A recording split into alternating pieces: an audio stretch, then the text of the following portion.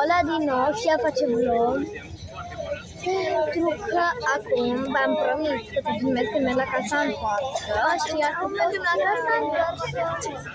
O să filmez și dacă mă lasă să filmez, dar voi filma în casă.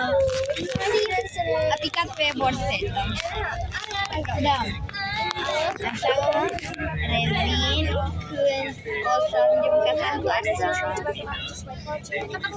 Am mai venit cu o altă idee.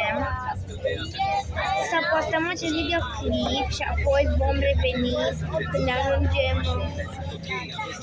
Lasă să audă și ei. Când ajungem la casa întoarsă. Dacă nu s-au auzit pe au venit cu o idee, am venit acum cu două. Da. Hai să